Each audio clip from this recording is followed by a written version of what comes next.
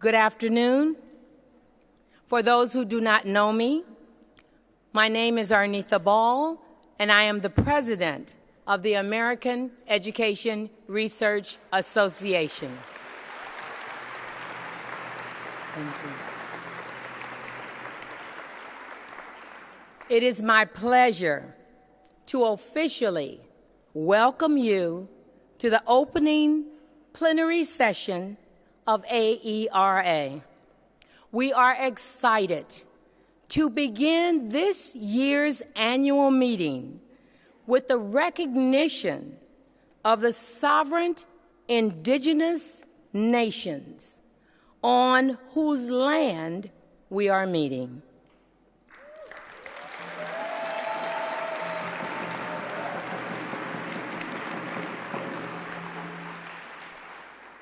At this time, I will now turn this historic session over into the hands of Dr. Joanne Archibald, a scholar, a colleague, and a friend. Thank you.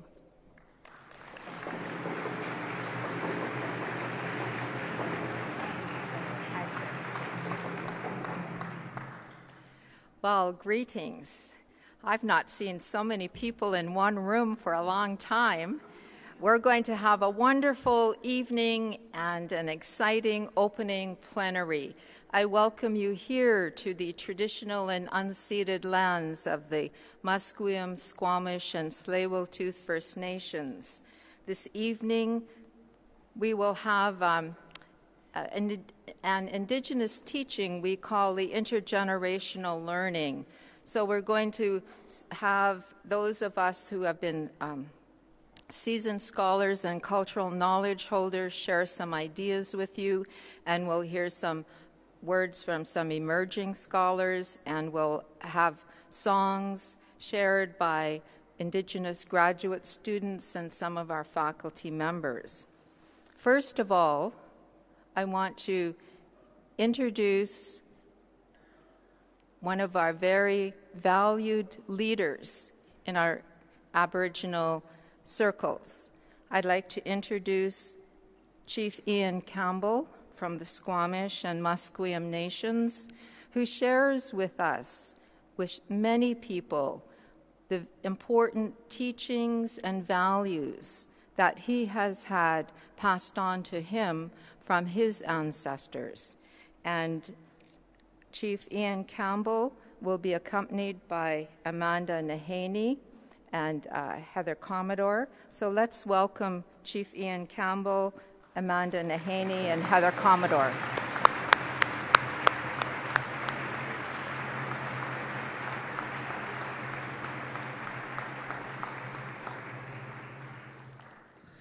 Hoitje Joanne, Johan hartelijk Colin, hartelijk Archnomiwit, ja Unaxwit, Mitch Ayap, Tlaknomot, Etete, Ti Laklak Ti Siemens, Ti Skomish, Ti Komatkoyam, Etit Alewat Oth, Ayachin Kakaanak, and Estis Quality Seats, Skunmail Joan Tanoyap, Ti Unaxwit, Ewichet, Hatchach, Ti Nochneo, Ti Manmanchit, Elch Ancha, Elchswat, Ti Hie Kaksen Siachin.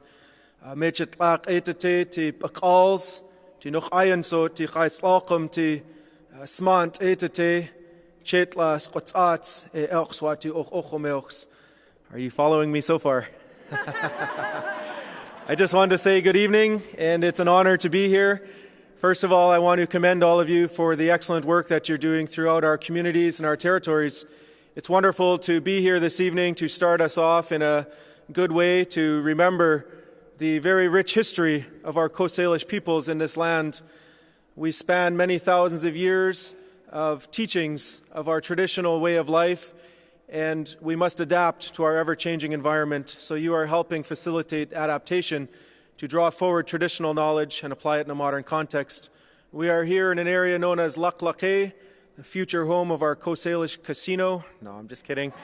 But Lac Lake is one of the traditional place names of this area. Right beside us is an area known as Pakals, which was a transformer, a place of transformation in our mythology.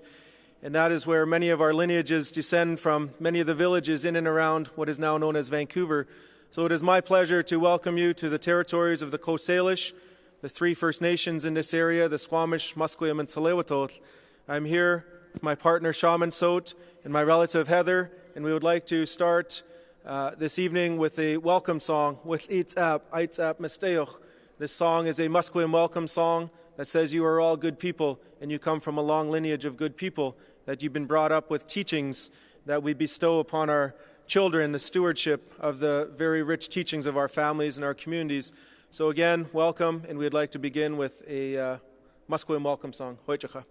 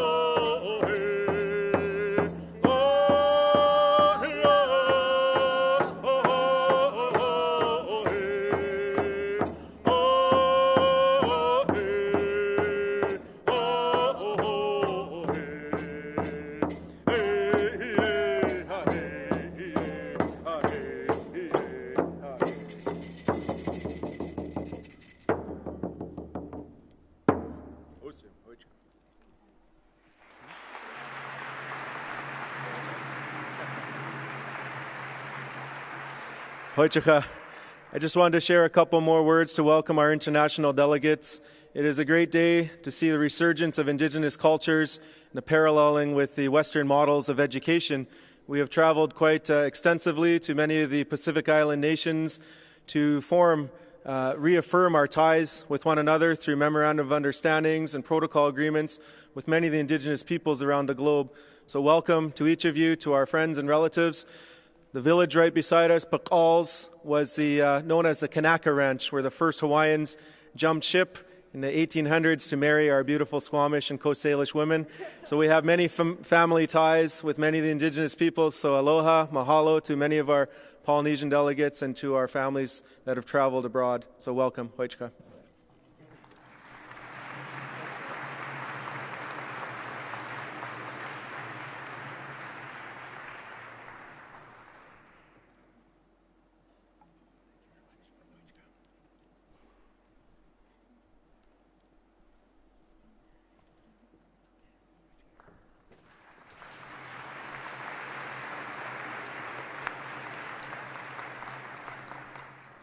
Thank you, Chief Ian Campbell, for introducing us to these beautiful lands.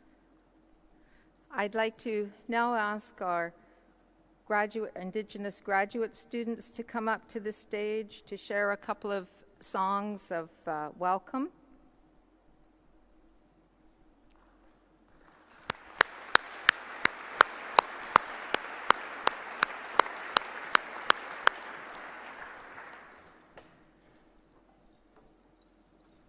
I want to mention our Indigenous graduate students are from the University of British Columbia, and we recognize they are scholars in their own right, and they also share their important songs and teachings with us.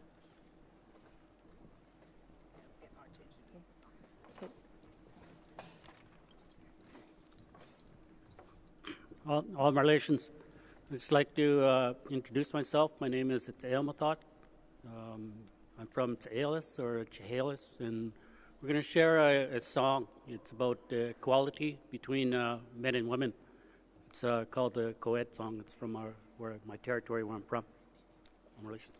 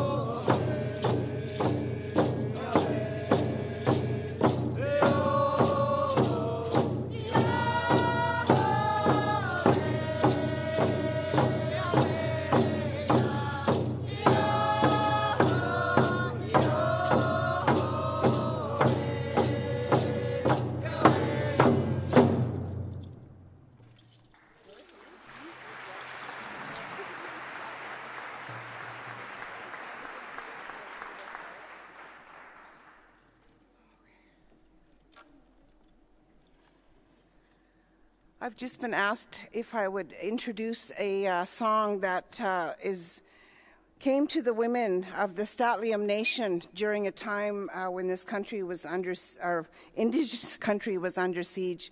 But the song came to Faye Nelson in a sweat lodge ceremony to help the women to pray for love and peace.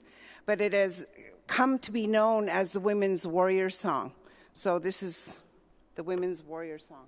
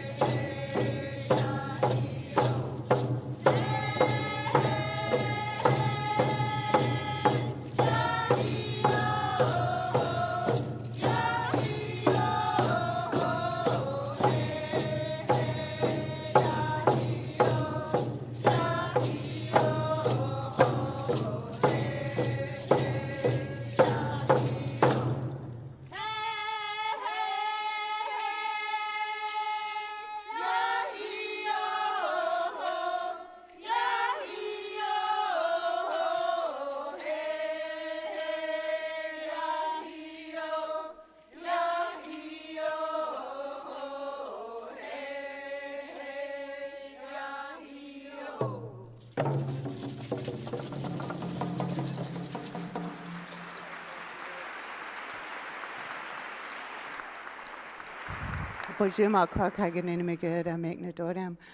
want to give honor and knowledge and much deep respect for being a visitor here on Coast Salish territories and for the good teachings of the ones here today and the ones that have gone before, for teaching us to be a good relative and also to be a good relative to the lands that we're on and those good responsibilities to teach through education. So all my relations, thank you.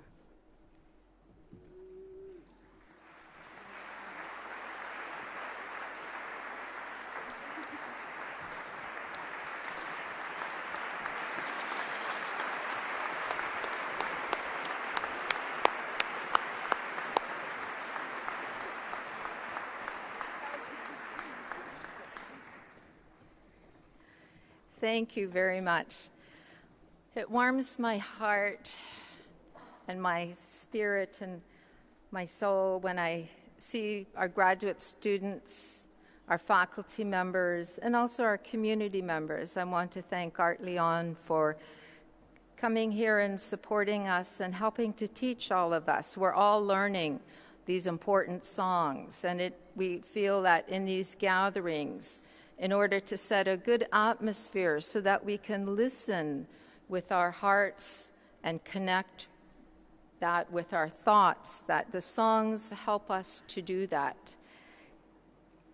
We're going to have a feast this evening of some great ideas and thoughts that we'll hear from our keynote speaker, Dr. Linda Tuai-Smith. In order to introduce our keynote, I'll ask Arnitha to please come forward to do the introduction.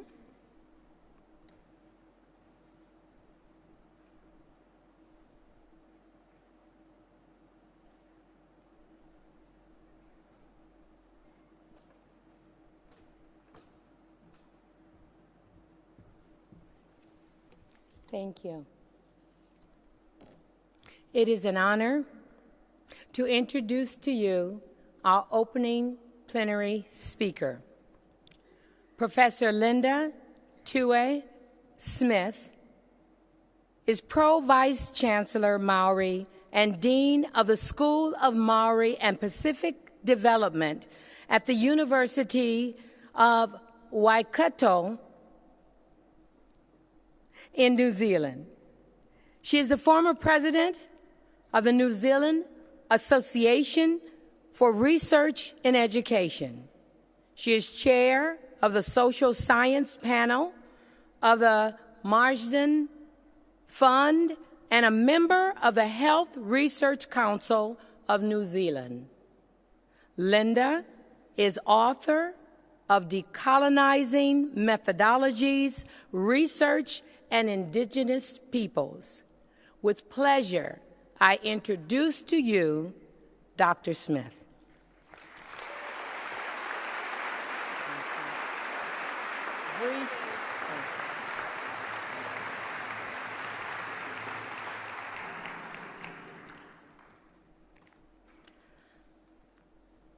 Tēnā koutou katoa, greetings. Tēnā koutou ki ngā maunga, greetings to the mountain. Tēnā koutou ki te moana, greetings to the ocean.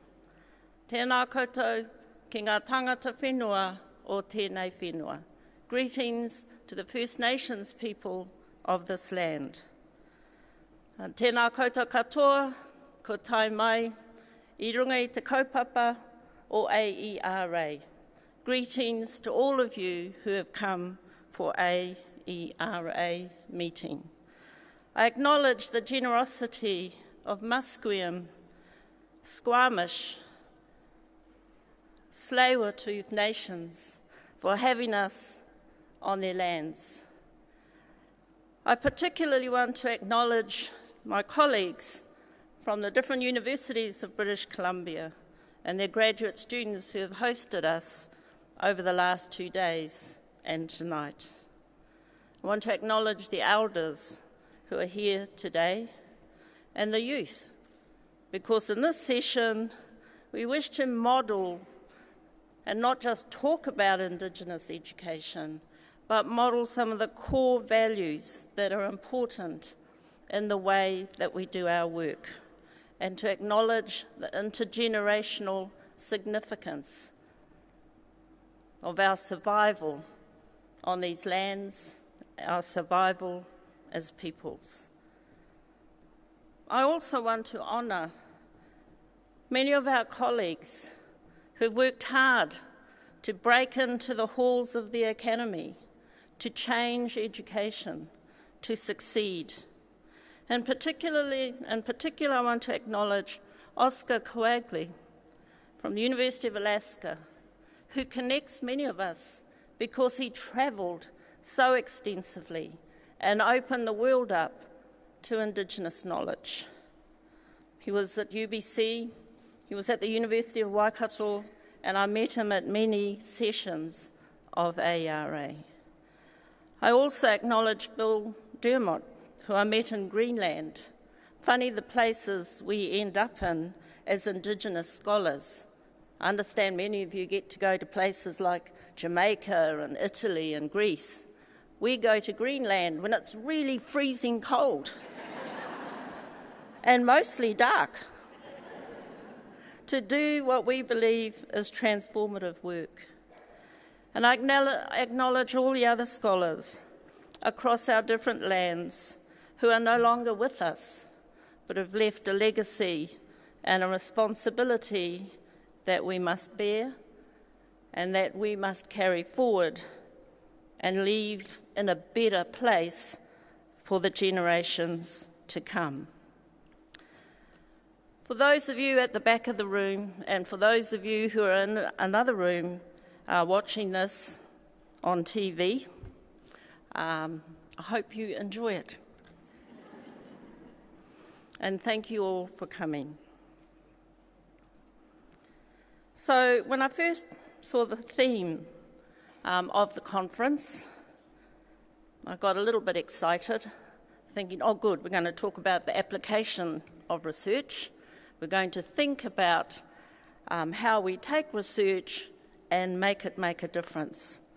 But in thinking about that over a 16-hour flight from Auckland to here, I began to do what many of us do, is start to deconstruct the question, and then got a little bit paranoid about it, and then sat down and rethought everything that I was going to say. As you will know, recently, or about 3 years ago, the United Nations Declaration of the Rights of Indigenous Peoples was signed, after 25 or more years of debate and drafting. Huge arguments between states and governments and the NGOs that represented Indigenous activists. It was a major achievement that peoples who by definition are minorities in nation states had nation states sign a declaration that protected our rights as Indigenous peoples. None of that would make a difference if not in parallel to those debates and discussions. There has also been an equally intense engagement by Indigenous communities and nations with local and national systems of education that has questioned, along with other groups in society, the very purpose of compulsory education, the purpose and the credibility of the theories of teaching and learning, of intelligence, of child development and cultural practices, that has challenged the selection, ordering and assessment of curriculum, the work practices of teachers and administrators, the structure and culture of institutions, from early childhood to higher education, from church-funded residential schools to publicly funded universities, and that has called attention to the systemic harm that education systems have done to generations of Indigenous children and parents, to languages, cultures, and ways of knowing. The remarkable accomplishment of our communities has been their ongoing commitment to the education systems of the nation state and their belief that what could once have done so much harm and caused so much trauma and injustice could somehow be changed in ways that could revitalise and enhance Indigenous identities, languages and cultures, that could lead to better social outcomes for our families, and that could renegotiate the historic colonial relationships still embedded in our societies. After decades of engagement in education, what have we as researchers in Indigenous education come to know? And why is knowing not enough? In the last 2 days, we have had a successful Indigenous education symposium hosted at UBC by Joanne Archibald and her colleagues and graduate students, involving researchers from 2 SIGs of AERA, the Indigenous peoples of the Americas and the Indigenous peoples of the Pacific. The 2 days encapsulated much of what I want to address now.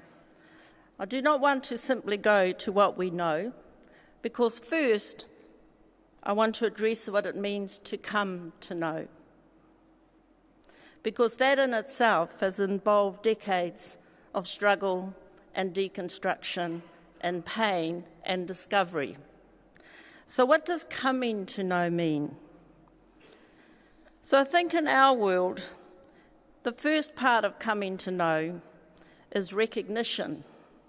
Recognition that it is possible to know that what our peoples knew was a way of knowing, to know that we can name our experience, speak to its truth, and build new things on old foundations. Coming to know is intergenerational. It is not just what we discover in our generation. It is the legacy that we have inherited. Coming to know requires vision and courage and leadership and compassion and risk-taking and sheer guts and determination. Coming to know needs community support. If it takes a village to educate a child, then we need whole tribal nations to transform the way our children are educated. Coming to know requires different ways of knowing in order to know differently. In other words, we have had to reconceptualise our own Indigenous understandings, teachings and philosophies and read them into this time and place. We have had to scaffold on other work, ideas and research that resonates with what we understand. We have needed allies, we have needed support, we have needed great teachers ourselves. We have needed to build capacity while building our own. We've needed to mentor new generations while trying to mentor ourselves. We have needed to develop a shared community of practice who can talk to each other across disciplines, across national borders, across languages. We have needed to make connections and link the impossible. We have needed to understand the narratives of colonisation and the significance for the nation state of addressing historical injustices, of developing strategies for healing and reconciliation, and redefining national identities. We have needed to invent tools for moving people beyond trauma to a good place.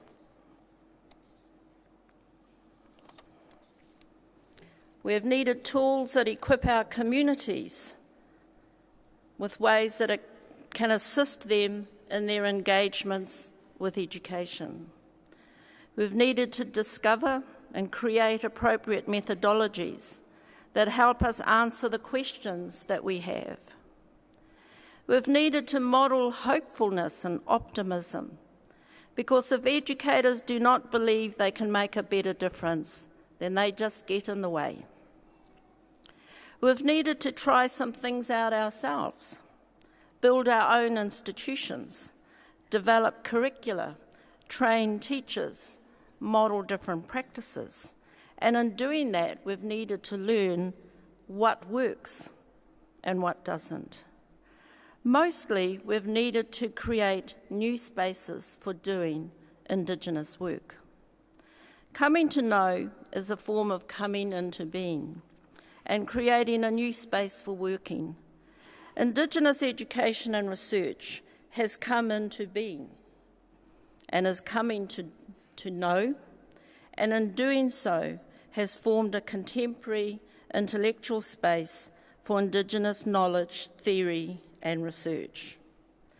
So let me turn now to knowing and what it means to know. Thinking about this question caused me to get a very empty mind and then to go into a deep panic thinking, oh my God, I don't know anything. And then to get very cynical about AERA. To think thousands of people who are researchers every year gather, and we can't solve some of the world's simplest problems about education. Knowing brings with it a huge responsibility. Imagine for a moment what it means to know a secret. The ethical responsibility of sitting with this secret, and the guilty freedom that comes with sharing it, or the power that comes with holding it over others. Imagine too what it might mean to not know the secret, but to believe that one's survival is dependent on discovering the secret. Imagine now learning the secret that one has sought to know and realizing that it was already known, or that it was a lie anyway. Deconstructing education sometimes has that effect. It may not have been a secret after all, but has managed to maintain its mystique for so long that when discovered, people and communities and families become very angry, become frustrated, become cynical, and tune off and turn off. Education is no longer a secret to us. Its mystery has been debunked, its infrastructure revealed, the lies within it unveiled, and the possibilities of it lie there, yet to be mobilised.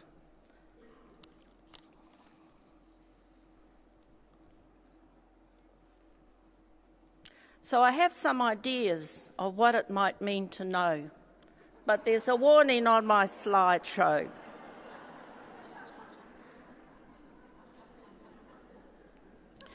Because in order to answer the theme of the conference, that knowing is not enough, depends really on what your theory of knowing is.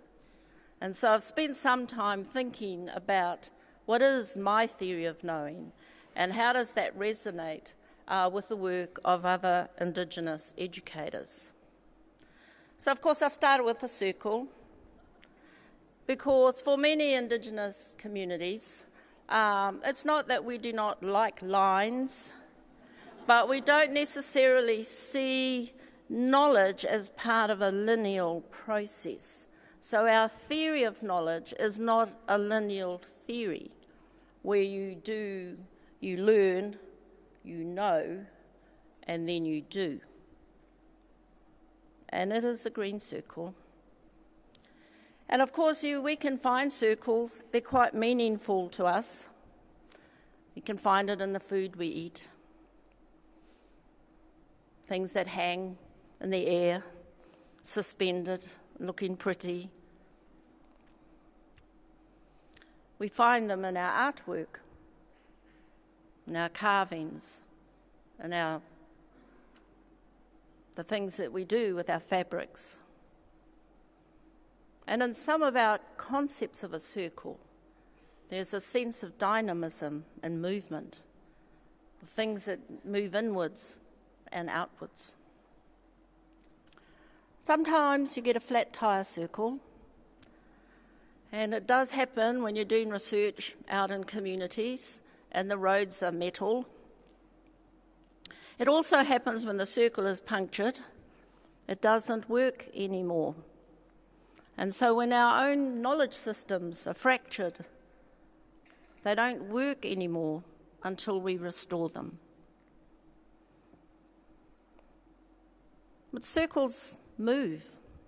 They have this sense of change and of transformation. They're not static. They're not locked in tradition. They are constantly moving. And in this example, with the reindeer from Sami land in northern Sweden, they move so silently, moving, until there are no more reindeer because they've all been culled. Well, I see a circle in this landscape, being encircled between the hills. And this is where I come from, on my mother's side. And I'm standing at our family cemetery, looking down our valley and at our homestead. And in my life, I've been fortunate to be embraced in the circle of an extended family. But that too is often broken, and that too is not the experience of all our children. So the symbol of a circle is important. It implies something joined up, not lineal, but connected. Something whole, not fractured and broken and fragmented. It doesn't have holes in it. It is whole, and it moves. But I think also in our view of knowing is this idea that it's also connected to being. That is not separate, and that is not just an object out there, but intimately part of being. So that coming to know and coming to be are very much connected in the process of knowing. And we can apply that to teaching and learning, coming to know and coming to be, that they are connected in some way. And I think what I'm trying to share with you here is if you nest being, movement, action inside knowing, to know and to have knowledge, then in some ways the beyond knowing, the what to do, to know is not enough, is kind of answered within the idea of knowing. That it is in the very conceptualization of knowing. It is in the very processes of coming to know that what happens after we know that becomes clear. The enlightenment after knowing becomes much clearer. And of course that knowingness is not only empirical, since I'm talking to many researchers here. It's not just what you go out and discover. It's not just embedded in numbers and gobbledygook qualitative data. It's not something that is simply outwardly based, but it is inwardly understood It is inward insightfulness. I think Gregory Kahete talked about it as insight of what you see within, of how you join it up, how you connect it, how you dream it, and how you see it in visions. That's part of knowing as well. And we can crisscross our circle with a whole lot of mediating, balancing ideas, balancing relationships. That it is not enough to know if you just annoy everybody. That's true, isn't it? You know, if you annoy everyone, then you can be the smartest person in your community and no one will ask you for your opinion. So knowing in itself does not lead to transformation of communities, of schools, of institutions, of the curriculum. It requires mobilising a number of other resources, some of which are highly political and politicised, some of which are waiting to be asked and often aren't. It's also about acting responsibly and ethically. You occasionally hear people talk about, you know, those ideas where really they came before their time was due. I find that an interesting concept, that an idea arrives before we're ready for it. Because it doesn't really say much about us, does it? That somehow we're never ready for some ideas, that within us is the resistance to new ideas and new knowledge. So, if I were to sum up what we know in Indigenous education, other than that it is really hard work, it is that our project actually requires all of you to help. It requires you and 1,000 others to help. It requires a major reconceptualisation of what we call education and what we understand as schooling, what we understand as teaching and learning. What we do know is that not just that there's more to know, because actually we know quite a lot. It's just as damn hard to change the system, because it's not that we lack knowledge, is that there is a lack of political will. There is a fear of change and a fear of letting go. There is a fear of people and communities who want to do things differently. And so even for researchers who wish to translate their ideas into change, the work that goes from the completion of research into the transformation of a practice, a simple practice, can take years. And it takes a whole range of skills that we're not necessarily well trained for ourselves. Some of us are very good at completing research, packaging up knowledge, and turning it into change. Others of us hope, that our words are so powerful, that our evidence is so compelling, that someone, somewhere, will pick it up and apply it. Someone, somewhere, will say, this is better than sliced bread. And we need to implement this immediately. I don't know how many of you have had that experience. Most of us, I think, have not. So it is not enough just to know. And our problem as educational researchers, and as Indigenous researchers in particular, is to figure out how to solicit the support that takes knowing into the domain of change and transformation and innovation, that takes risks to do things differently, that mobilises resources, that changes the game plan, that redirects the traffic, that reprioritises what is important. So if I can summarise, because I know Joanne's looking at me,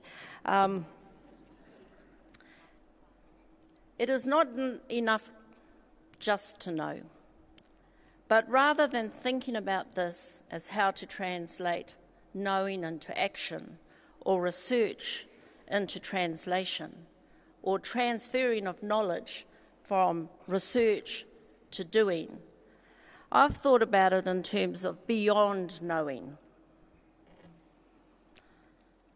And for me, beyond knowing, I like the word beyond because I don't quite know what's out there, but it requires, I think, of us as researchers to try and enter that world of beyond actually before we do the research. It is to take risks with the very questions that we ask. It is to ask brave questions. It is to ask questions that are not the next logical question in the sequence, but to leap several of those sequences and start in a different place. So beyond knowing is actually about going back into our circle and thinking both inwardly and outwardly about not what is it we seek to answer and not what is it we seek to change, but in what context are we trying to do this? You know, what I would say to my students, so what planet do you think you're on? Because we need to know this planet if we're going to work with it, if we're going to occupy it, if we're going to know its landscape, if we're going to build some things in it. We need to know it. And we need to know that early so that we set out, we have not just intuition about where we're going, but we actually know where we are going.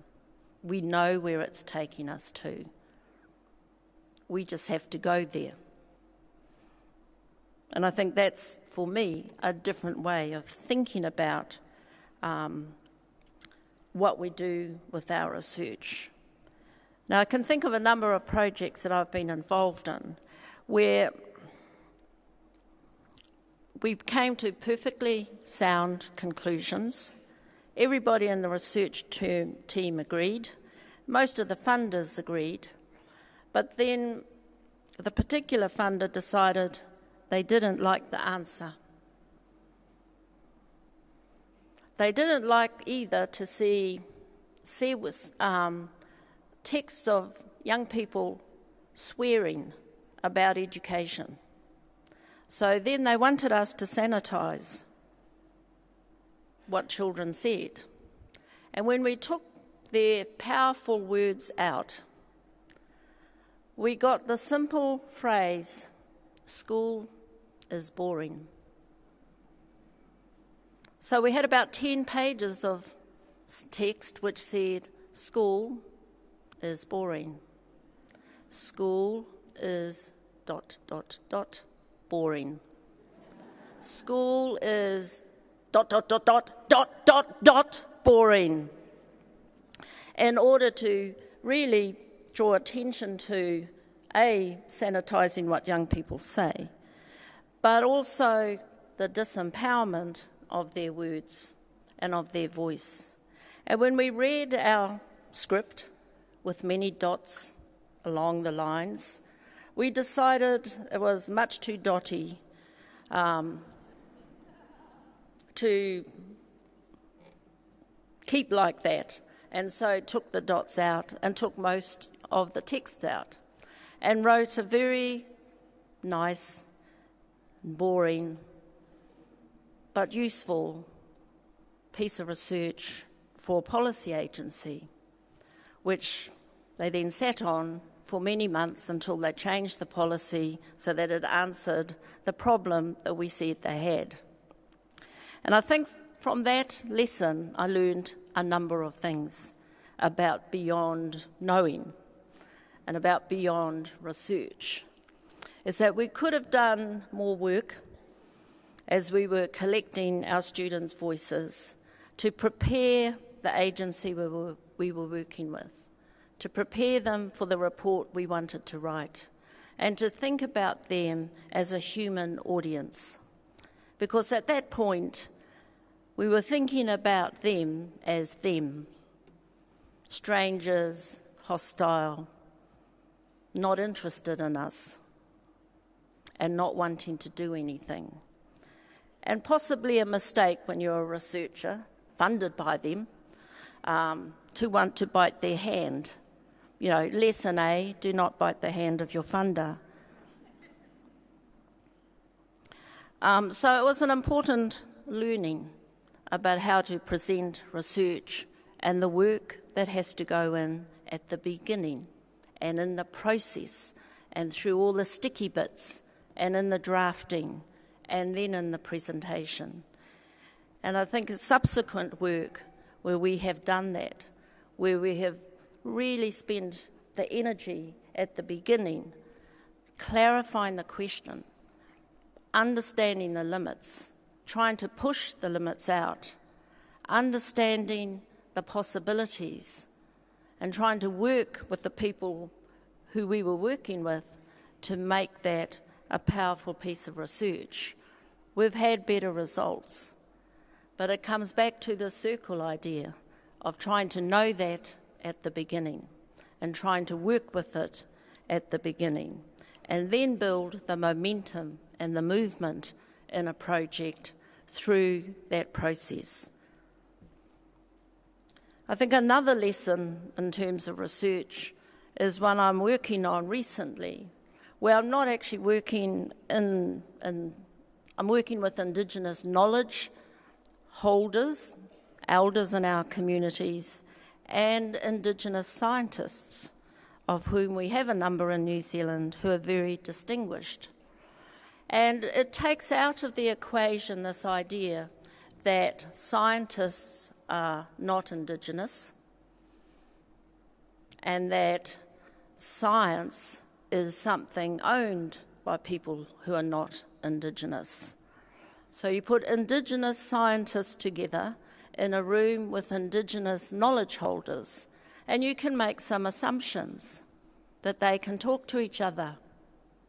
Wrong. That they understand each other. Wrong again. That they value each other's knowledge. Not that right, but not wrong either. That what we do know when we put them together is that disciplines, ways of knowing, language we speak, the codes we speak, the way we're trained, the institutions from which we come, govern the very core of the way we communicate our ideas, governs our language, governs the way we see the world, governs vocabulary at a very specific level. So even though we may share an identity, we may share aims and purposes, our words get in the way. Our language can get in the way. Our different understandings of a single concept can get in the way.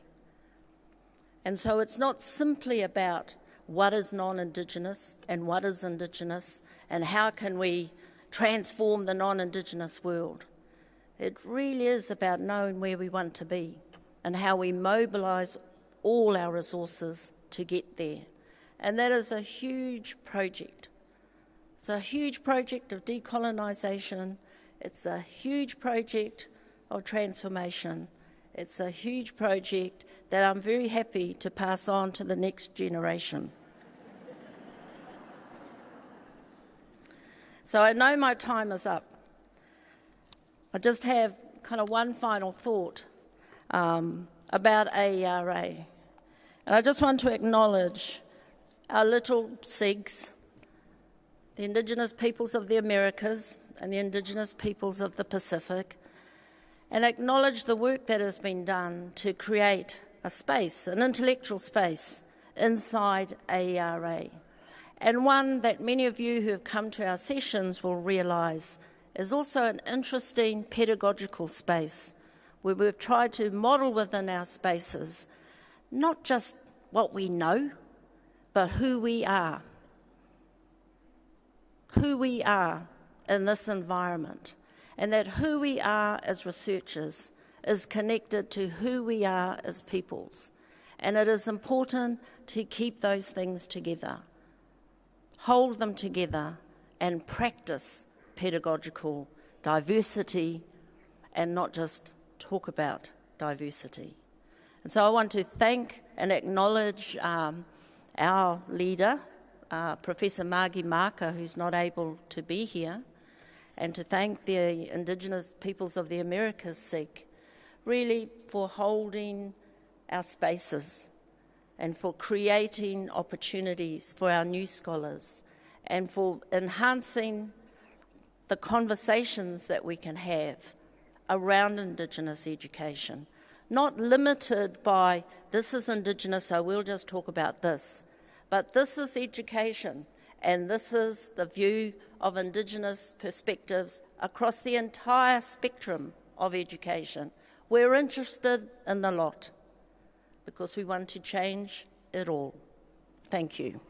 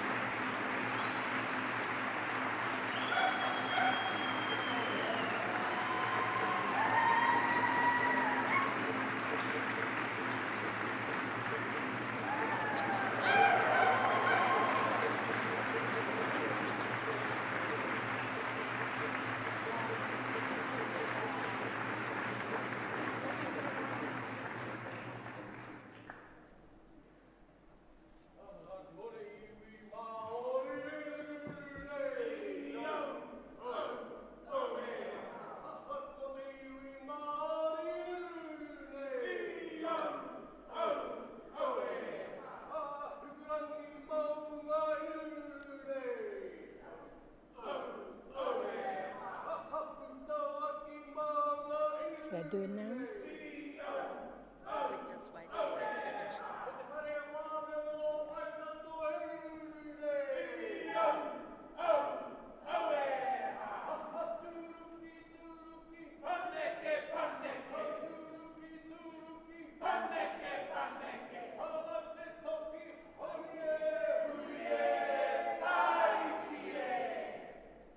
Thank you.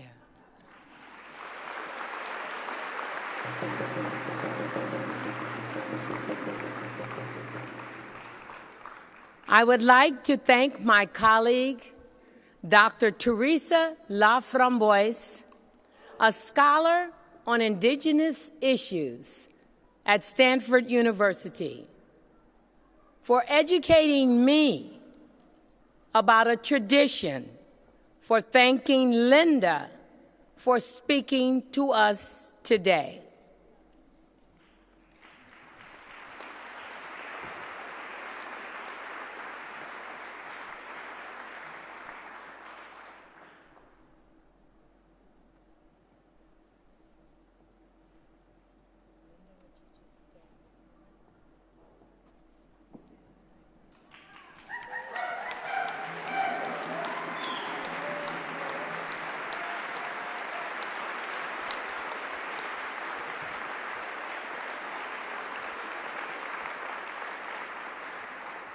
On behalf of AERA and the membership, we thank Linda for sharing this knowledge with us today.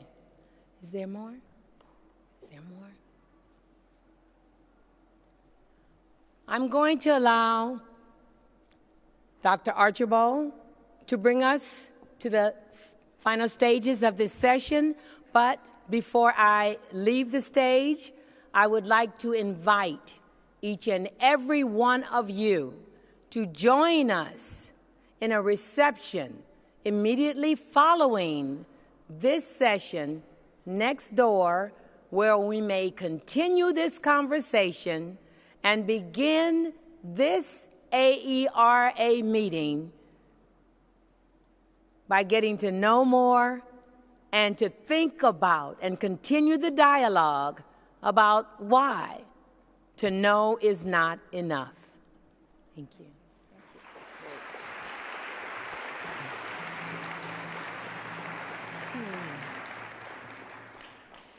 I just wanted to let you know we're not quite finished the program this evening. I'd like to introduce a colleague, Dr. Jan Hare, Associate Professor in the Department of Language and Literacy Education at UBC, who will share some of her perspectives as the next generation of Indigenous scholars. So let's welcome Dr. Jan Hare.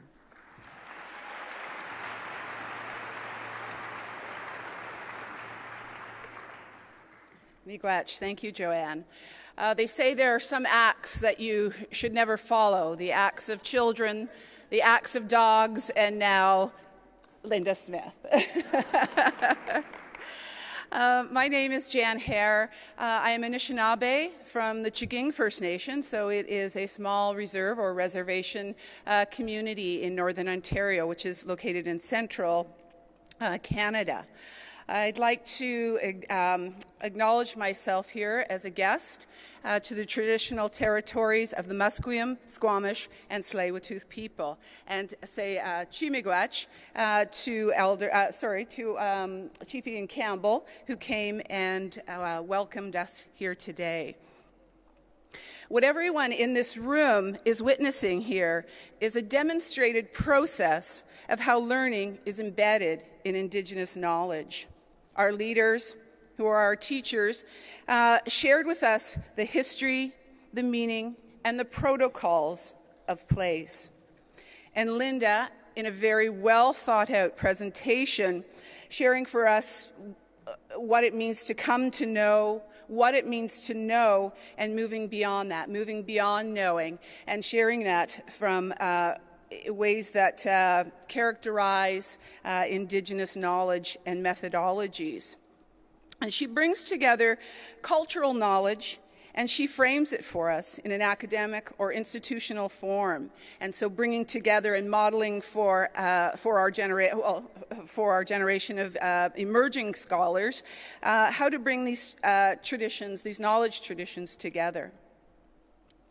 As we move across the generations, it becomes my responsibility to mentor and to guide the students, the children, the people in my community, and beyond, with the same cultural and academic integrity that we are all witnessing at what I think is a very a historical moment, this historical awareness of indigeneity.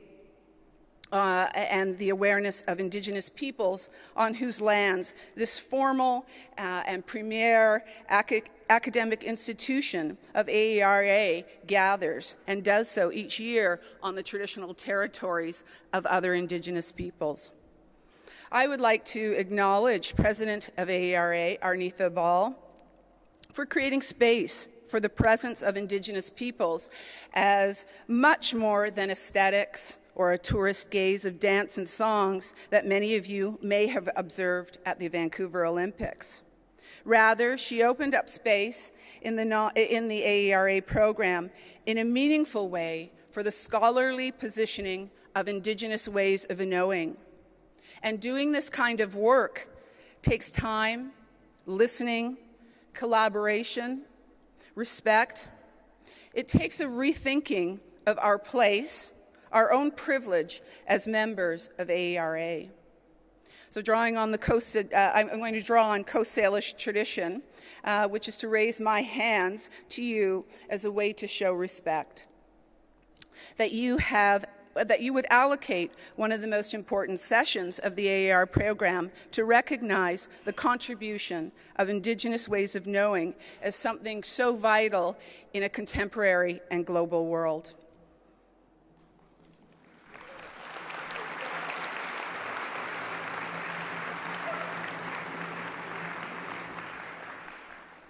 So I want to close by returning to this notion of witnessing, which I mentioned at the beginning.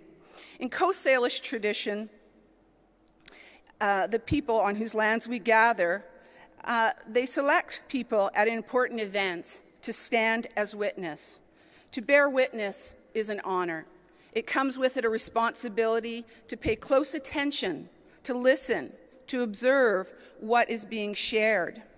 And in a society which is based on oral tradition, the witnessing of these events constitutes a valid record of what has happened for future reference. I ask all of you today to stand as witnesses, that you return to the places where you work and live, the places where you research, do your teaching, your service, your mentoring of colleagues and students, and that you take with you that you take the responsibility to acknowledge and create space for Indigenous contributions. And as Linda says, to become those resources of change, to think about things differently, think about what we do in a different kind of way. It is the benefits of this knowledge. The benefits of this knowledge are for everyone, and it's part of what it means to be educated. Miigwech and all my relations.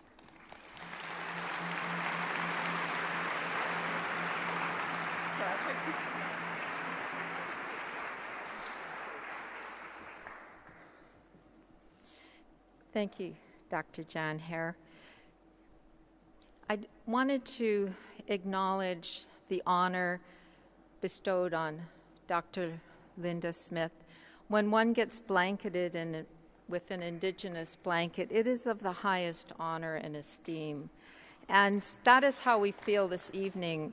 And when we think of the impact of Linda's work, it's magnificent. Like tonight, she challenged us in important ways that touched our hearts and our minds. And I hope that makes us act in a good way to reach beyond our potential. That's what her work has done over the years. It makes us reach beyond our potential so that we can be the best person we can be, so that we can try and improve education, and especially Indigenous education. And she does it in a way that provides some humor, but asks some critical, very thought-provoking questions. So we leave here this evening thinking about how we reach beyond our potential in relation to what we know and what we do with what we know. So I raise my hands in thanks and respect to Dr. Linda Tuai Smith for giving us all this wonderful, magical words this evening. Thank you. Thank you.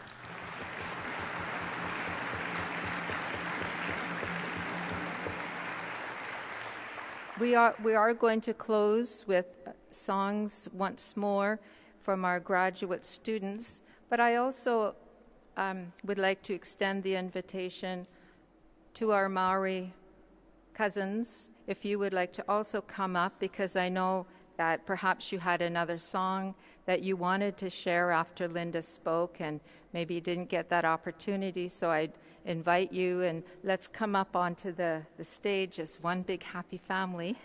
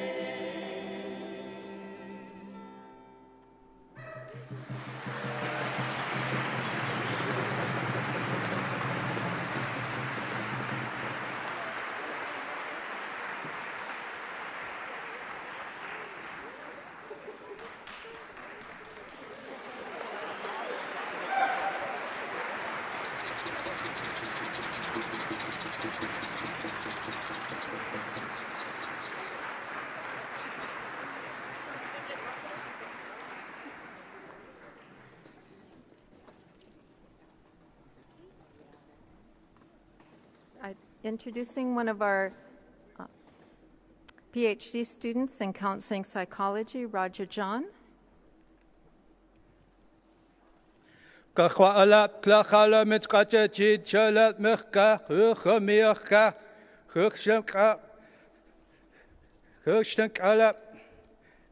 I give thanks for being here today. I introduced myself in the language and just said my Statliam name is Clachalam. I'm Chilatmach, people of the lakes from the Statliam Nation, and I acknowledge that I'm a visitor here today on this territory. The song I'm going to sing is it's one of our gathering songs. From what I understand, it's one of our oldest ones. I just want to sing it that we're here today, we gather together in good spirit. And we acknowledge the good spirit that Linda has brought us together here with today, the good words that she shared with us, and the good feelings that we've heard from our relatives from across the ocean, from AERA. Kukshanka.